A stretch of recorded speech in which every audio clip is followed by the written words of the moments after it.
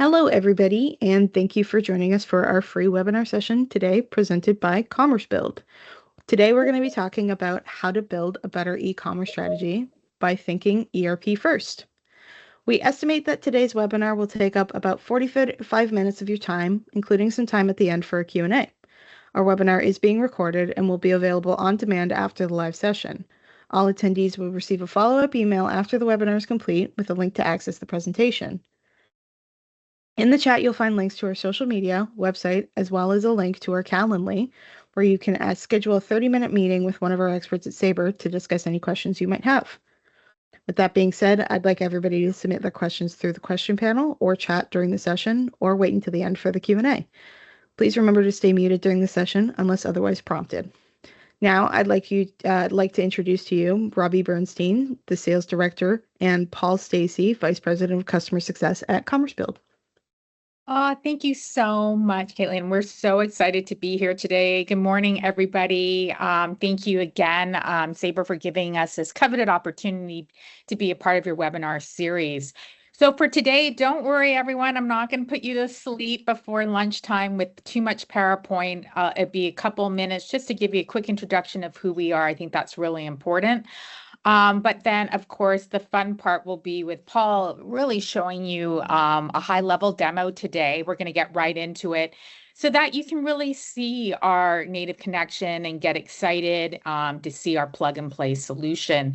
So with that, I'm going to start off, as I say, just a couple minutes, just of a quick introduction of who we are, and then Paul will be getting ready to then do that demo.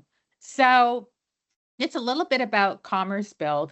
We've been integrating ERP sites for over 18 years, since 2006. And we began with the ERP Sage, and then we've expanded into Microsoft Dynamics 365 Business Central back in 2021. And what really makes us stand out in the community has been that we really don't contain that GMV, gross merchandise value pricing module, like most of the other e-commerce, providers in this space. What that really means is that we're not going to be charging you anything extra for the amount of transactions you process with us, adding any, add-on residuals and margins for anything. We literally just do a one-time implementation fee, our monthly SaaS, making it really affordable.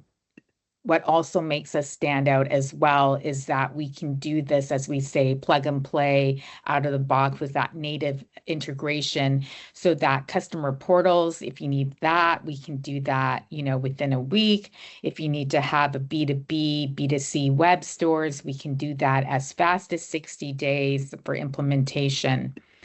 We also are known for our global support. It's really our ethos of Commercebuild to ensure that we give you outstanding service, and we have a response time of less than 40 minutes if you were ever to issue tickets during business hours if you needed help.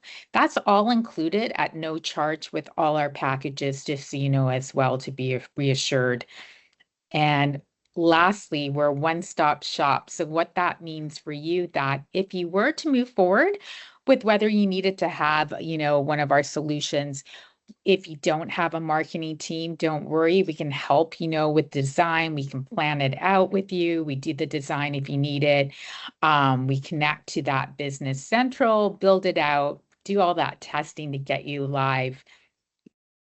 What I wanted to share with you as well is Paul and I hear it all the time on our calls. It's not a surprise that so many prospective clients who become clients of ours have been trying to get a website created currently, and they're stalled out, whether it's because it's really been expensive, long-term contracts with sites that aren't working. There's no integration into the ERP, or as you say, the frustration that they've been trying to build one, but it hasn't gone in live for years and they don't know what to do.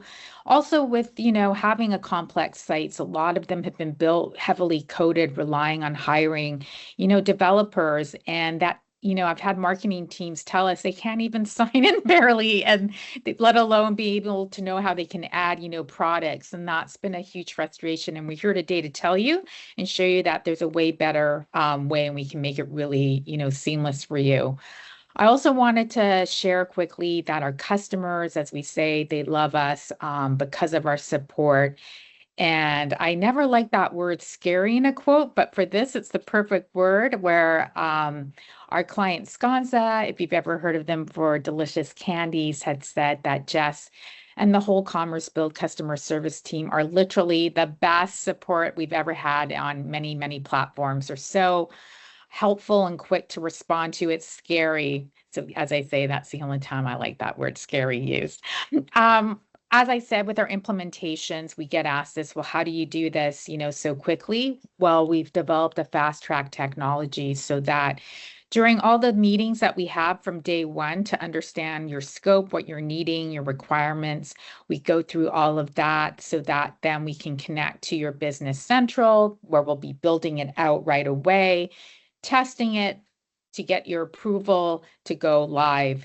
As I showed there, you can see that you can do the customer portals as quick from 2 days up to 10 days. We can do the operational sites of the B2B, B2C. We have them ranged because we can do sales portals that we'll be discussing later as fast as 30 days, where we can do them full sites, from 60 to 90 days, depending on the complexity, if you're doing an enterprise level site. And with that, you get your own project manager as well. And we give over 7 hours of dedicated training, and that's all included as well at no charge. For today, we're going to be showing you, as we say, a high level of what we can do, whether you want to have B2B, B2C, both of them at the same time, so that, you can get rid of removing all that order entering manually, that you can have that personal buying experience, because we're going to be pulling in all that logic, syncing it within 1 minute. It's live, that connection, so that you can be reassured your customers are going to be getting the proper pricing, how you sell to them, and the, measurements of units, all of that, which Paul will be going through. We also can do a customer portal. So say you don't need a full e-commerce site, but you really want your customers to be able to either track shipments, they can see the order status. We can even allow partial payments, full payments if you want to allow paying of invoices. All of this we can do as well, really affordably. The last slide I wanted to share is that we do have a huge network that we're always evolving. We work with our partners like Sabre very closely, with you, everyone, to understand what you're needing for integrations, so that we can always have that best connections for you, so that if you need the taxes, say for Avalara, we can do it for all the gateways, all the shipping as well. So with that, I'll have Paul get ready to take over for the demo, and I'll just switch out of here and give you the excitement, see Great. what we can do. Thank you so much, Robbie. That's great. Hey, good morning, everybody. And yeah, thanks for joining and giving us this opportunity to show you a little about Commercebuild. So let's start off, first of all, just in Business Central, somewhere you're likely pretty familiar by now. So we have a Business Central environment here. It's the standard Microsoft Kronos demo Business Central environment. And I just wanted to point out in here really that you can go to your Microsoft Marketplace and look for Commercebuild in the Marketplace and download a Commercebuild app. And what that will actually allow you to do is everything I'm about to show you. But within your Business Central environment, if you install the app here with a tiny bit of configuration, you can literally hit a button and create a web store. And once you create that web store, the web store itself will be synchronized directly with your Business Central environment. And that's what we're going to go on and show now. Typically within Business Central, at a bare minimum, the Business Central needs to have the customers created that are going to be placing orders online, and the products and the prices that you want to display online. So all of that integration is going to happen behind the scenes, and it's going to result in a web store that then you can style to be your very own. So in my web store here, I'm going to use this primarily as a business-to-business example, but essentially, as Robbie was saying, this could equally be business to consumer as well. The only real difference is that when you're a consumer, you know a lot less about the customer, and you control a lot less, so the pricing is the same for everybody, for example. But when you're a business-to-business user within the store, well, now you know a lot more about them. You know who the customer is, you know who the person is that's actually logged into the site, and then you can really tailor the whole experience just for them. So way up here in the top left, you can see that it's myself here that's logged in. And when I log in, my login will give me access to one or more of the customers that must exist in Business Central. So this is actually a pretty key point just to start off with here in a B2B environment. You know, here we're not just talking about your business to business customers, but we're also talking about potentially like your sales reps who maybe look after a group of the customers, or internal customer service reps as well. All of those people can use the web store, because one of the key things the web store allows you to do here when you log in is, although I'm Alpine Ski House for the second, I could actually switch to any of the other customers that I look after. So you imagine a sales rep out on the road, or a customer service rep, you know, on the phone to a different customer, and they need to switch between the different customers they're allowed to see. And that's what this little feature here allows us to do. And then as they switch, the whole site just changes for that particular customer.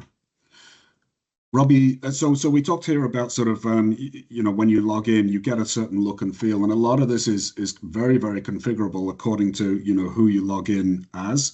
But Robbie there was starting to mention a little bit about a customer portal, and maybe that's a good place here just to quickly start.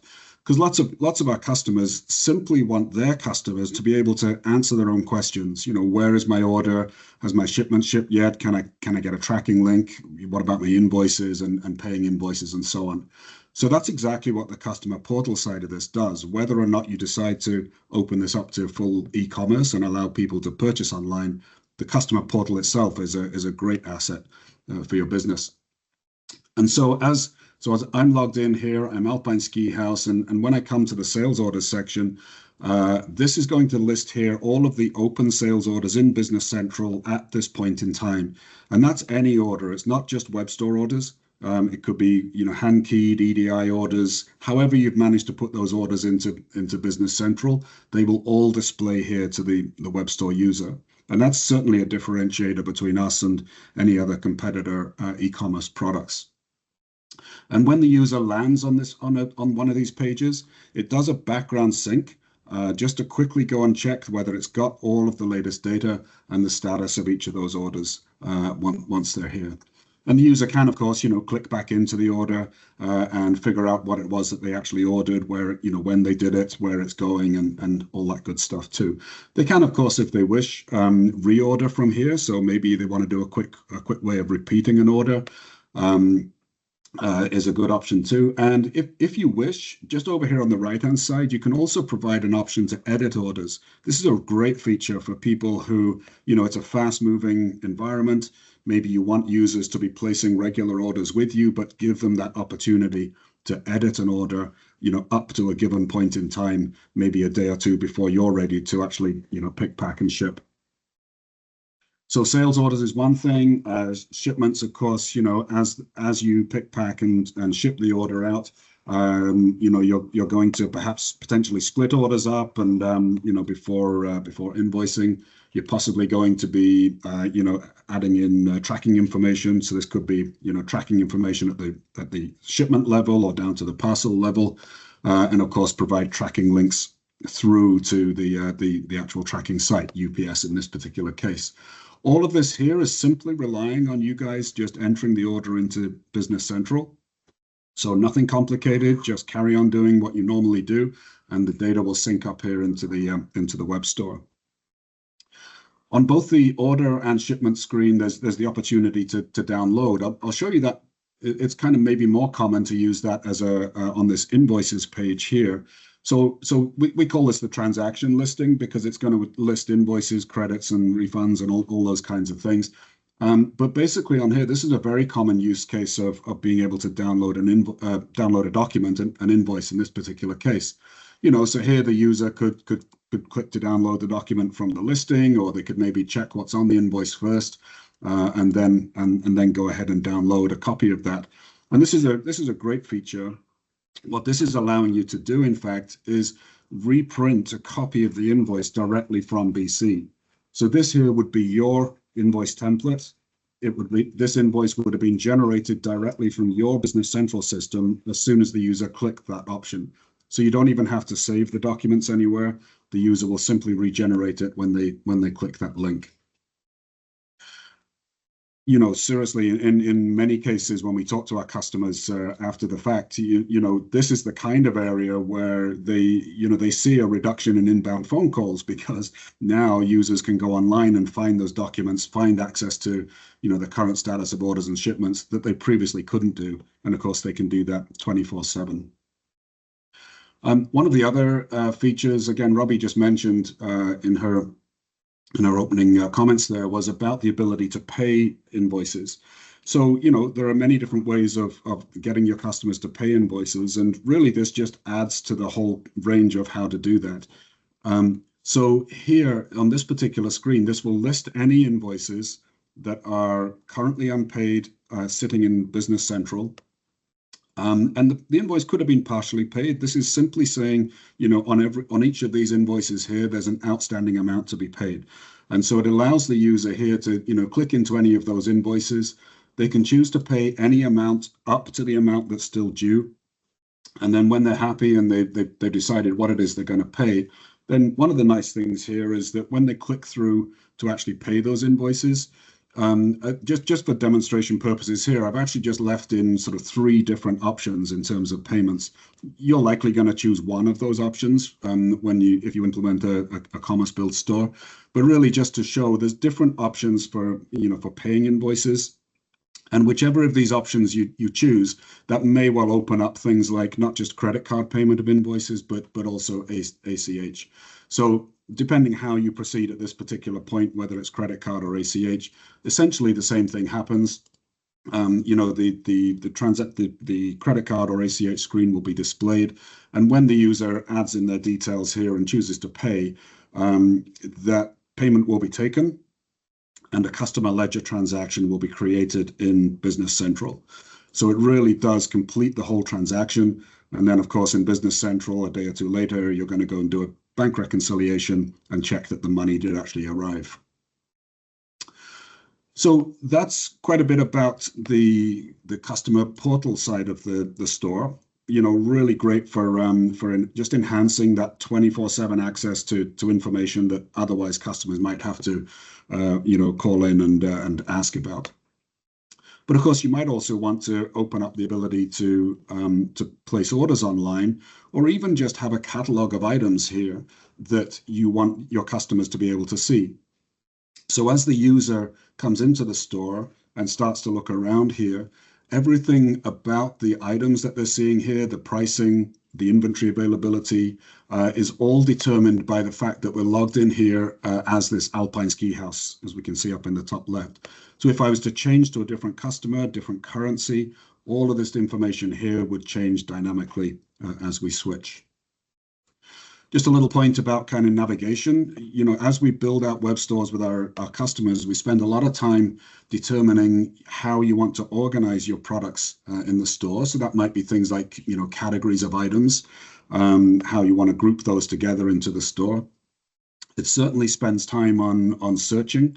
Search is really, really key to make a great web store, whether it's business to business or business to consumer. It's really important that you provide all of the really cool tools that are available within Commercebuild to make sure that the user is able to find what they want as quickly as they can. So, for example, here, you know, if I'm searching for an item, you know, I'm just going to use the term that's familiar to me as the customer. That might not be the terms that you guys use internally, and so we have to kind of second guess what customers are going to be using to search. And then when they've searched and come back with a bunch of results here, you know, equally really important that we provide filtering so that we can subdivide all those items back down again and let people really get down to the items that they're actually looking for. So once you've searched, really important that the filters reflect the items that are now in the search list here. So that kind of thing, really, really important to get right and to continually develop and make sure that customers get a great experience. And then when they found the item that they want, then they might dive into the item and want to get more information. And when they dive into the item here, we're going to be pulling a bunch of data from Business Central for sure, but then we might augment that with additional information from other sources. So in my case here, we've got a product. The Paris guest chair here exists in Business Central with the item code in Business Central. The description here could be the one from BC, but could be a different one if you wish to have a longer description, something a little more descriptive. That's also fine. Over here on the right-hand side, the inventory availability, you can decide whether you show this kind of information. You may just show something like in stock or out of stock, ships in 24 hours, that kind of information. But if you wish, you can also show to different users, different kinds of users who log into the store. You can let them have access to all kinds of information here as you wish. So you might imagine a sales rep seeing very detailed information as to where the inventory is actually sitting right now. But maybe for a customer, you don't give them so much info and you just allow them to place their order. They can place orders. You can enable or disable the idea of back ordering. So if something's out of stock, do you still want to let the user place the order or not? And that's all controllable also here within the store. The pricing, as I mentioned, and the currency, of course, all determined from Business Central. So you set up your prices, your price lists in Business Central, and that's exactly what's reflected up here in the store. Equally, the units of measure. So depending how you set your pricing up, whether it's against the unit of measure or whether you simply do a multiplier, you set a price up against each and then say, well, a set of 4 is just 4 times the each. Depends how you want to do it. You just do that in Business Central. The web store really has there's really nothing you need to do in the store to keep pricing up to date in the store. It's always updating. Every time we come to a page like this or check out through the cart, it's always updating that the price is current. And that's a very important point too. And again, a differentiator between us and our competitors. Before we actually put something in the cart here, worth also just mentioning, there's always extra information that people, might want to display about their products, and certainly things like product images. So just to sort of break this down a little bit here, the product image here certainly could be the product image that you might have stored in Business Central. Those can sync up here to the store. So that's one way to do it. The web store does actually support many more images though. So in Business Central, you can assign a single image. In the store, you can actually apply up to 12 images here for a single item. So that's a little differentiated too. But then one of the other things, is we often get asked is where do you store this kind of data, features, specifications, maybe, PDFs and so on. So the answer really is a couple of things. You can simply store all this in the web store itself. So we have lots of nice ways of uploading this kind of information to the store directly. So this doesn't have to exist in Business Central. It could do, but there's no reason to necessarily keep this kind of information in BC. And so we can provide that kind of ability for uploading this information. So whether that's kind of text with bullet points like this or tabular information, things like item attributes could come from Business Central. These might be the attributes sitting on the item code in BC and just pulled up here automatically to the store. That's a great way of doing things too.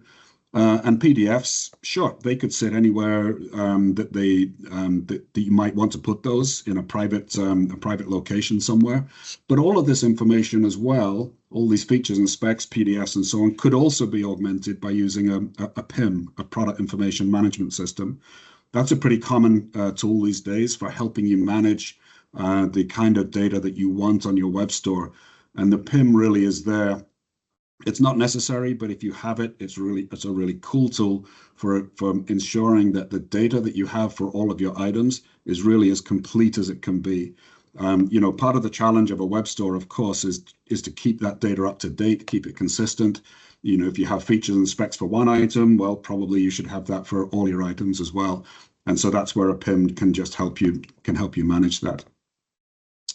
But really, at the end of the day, whatever the information is that you have on this product page, you're really trying to just help the user get to the information that they need simply by visiting this page. So if you can cut out those inbound phone calls about technical specs or how do I get a PDF and so on, and provide all that information online, then that's probably a win.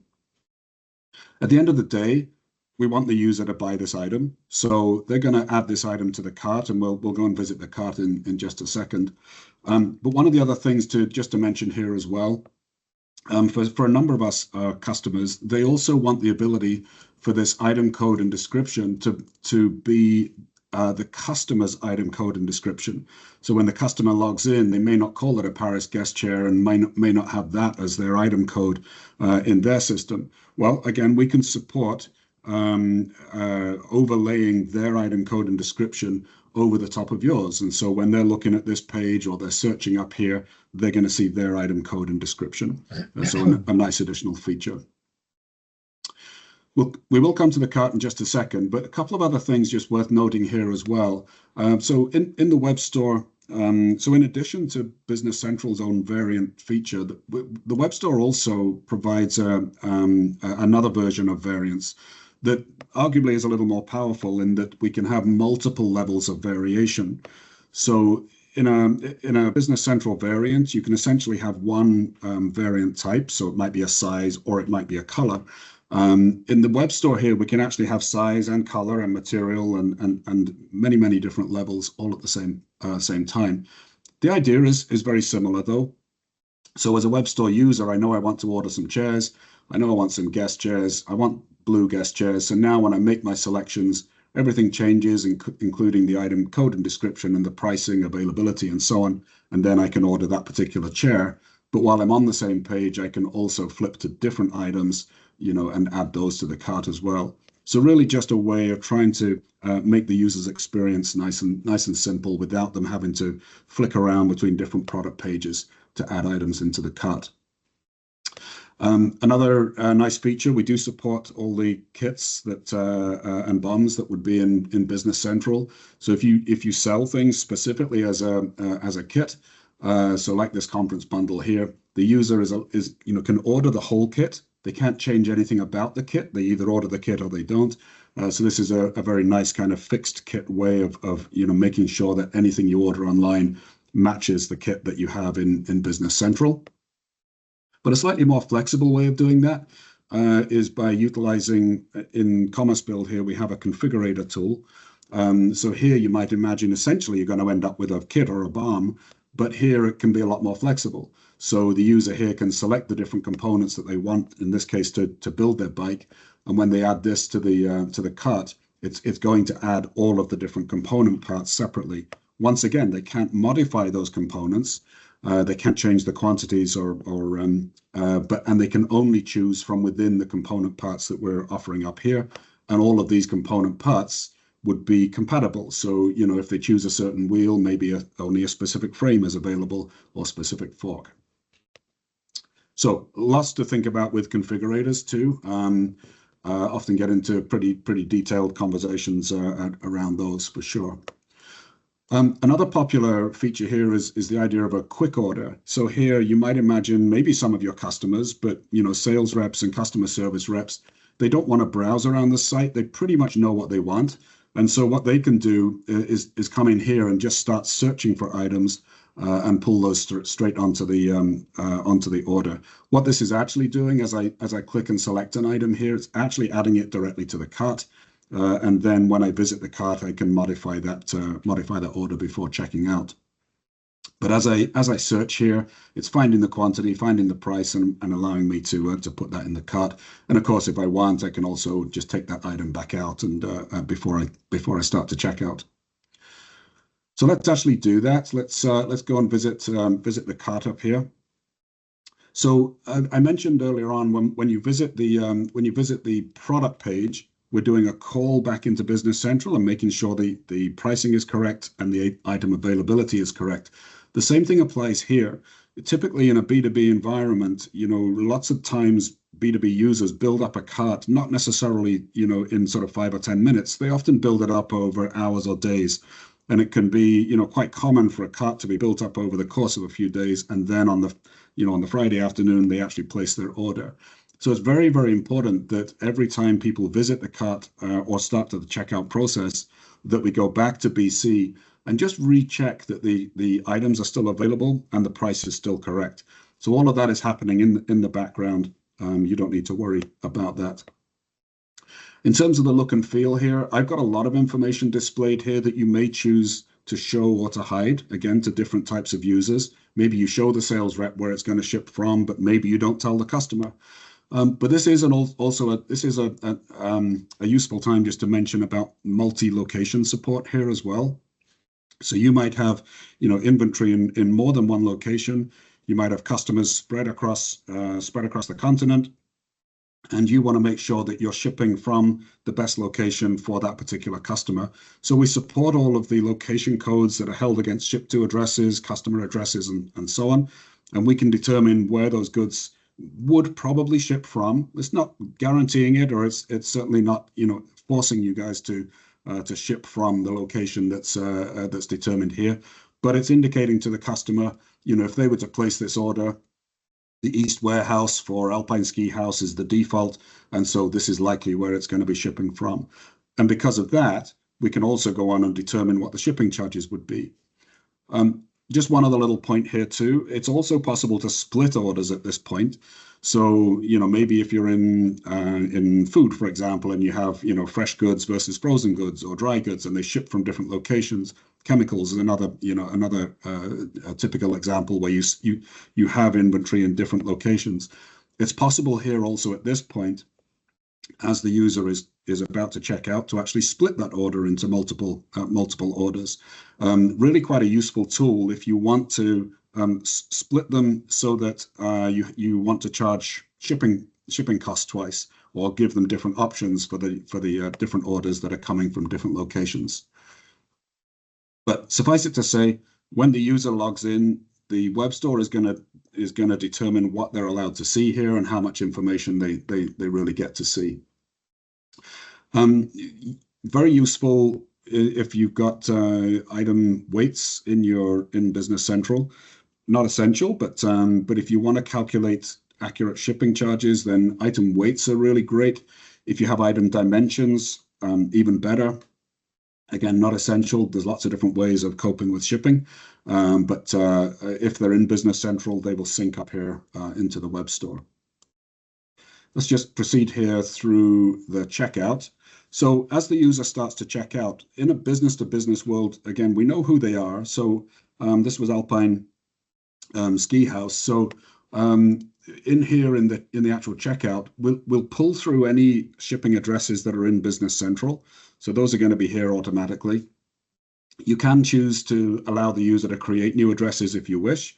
One of the common questions here is, about address validation, making sure that we're not going to pass bad information into Business Central when this order is posting. So, there's a couple of ways of tackling that. So if the user was to create a new address here, it's quite possible you might be using something like Avatax or SureTax as a online sales tax tool. Well, as soon as you create an address in here, either of those two tax tools are going to also do an address check and validate whether the address entered was good and warn the customer if not. Equally, as they have selected or entered an address, the next step is to display some shipping options. So as soon as we try and call FedEx, UPS, or up here in Canada, Purolator, whatever the online service might be, again, an address check is done, and it's going to warn the customer, if the address that they entered in the ship to here was incorrect in any kind of way. And of course, when they're entering an address in the ship to, we're probably going to implement something like the Google address lookup and allow them at least to get started with the Google address lookup. I was mentioning about the weights and dimensions, so really handy if you have them, but not crucial.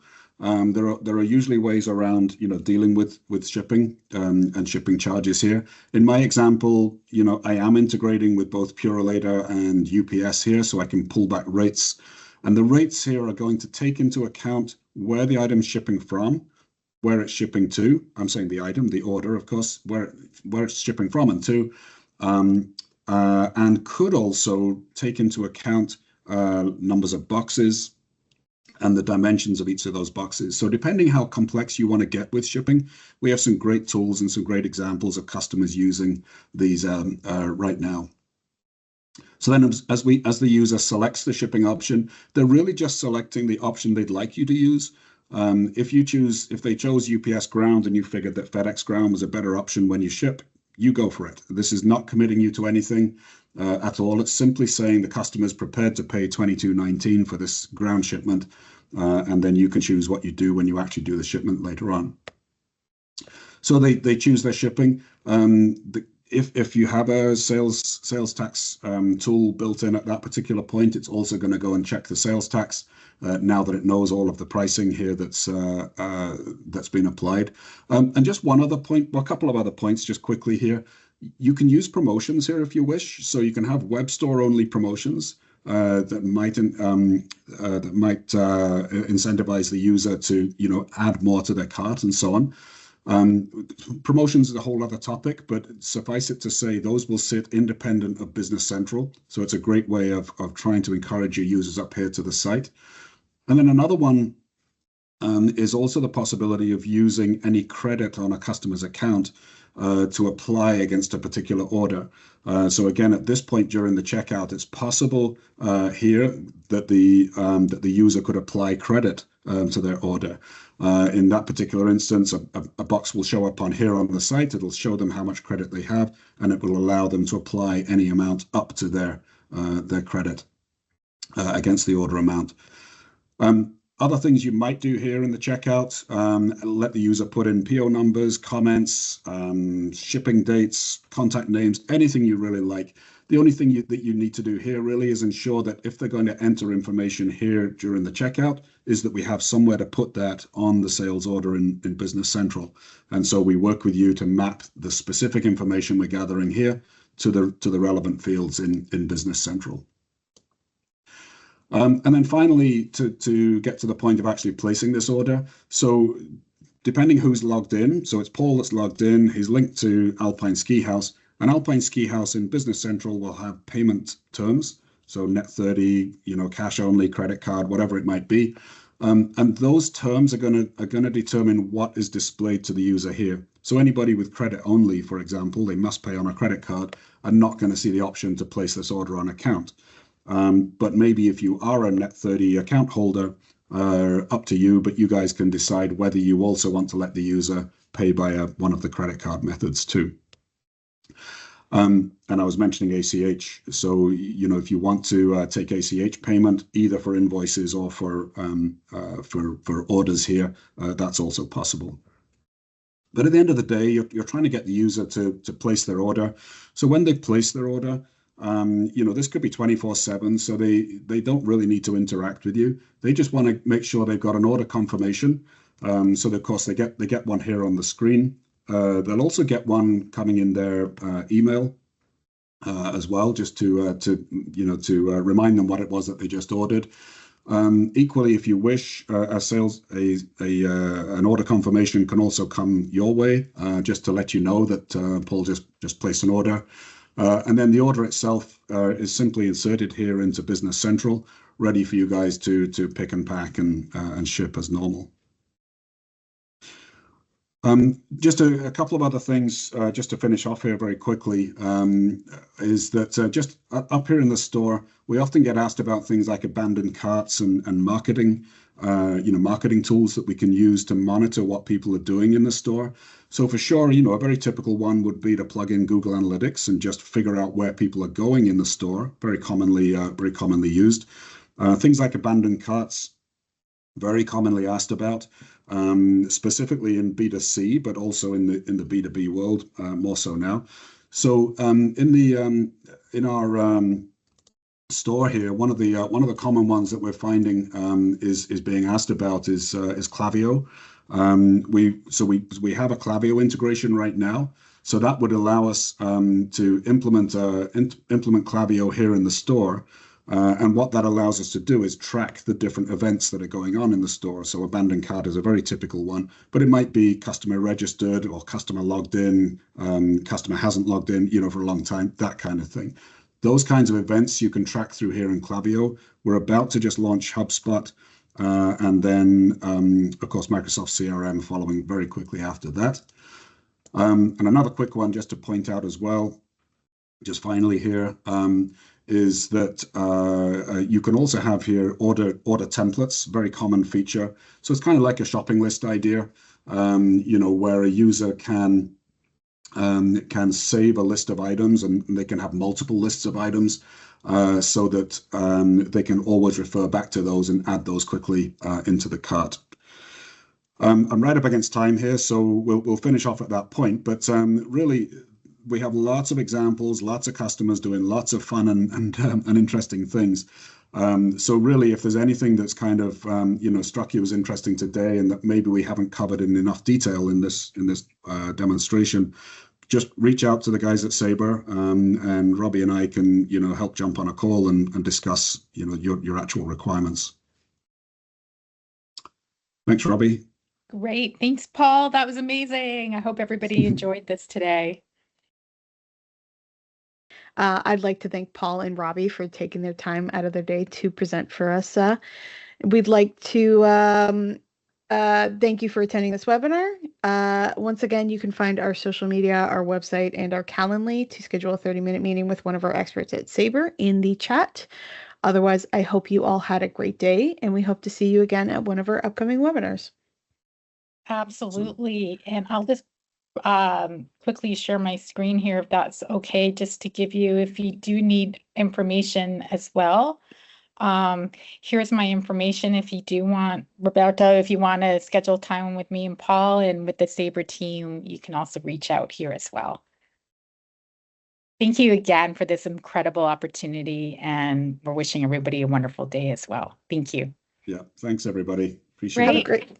Have a great day, everybody. Thank you. Bye. Okay, bye. Bye.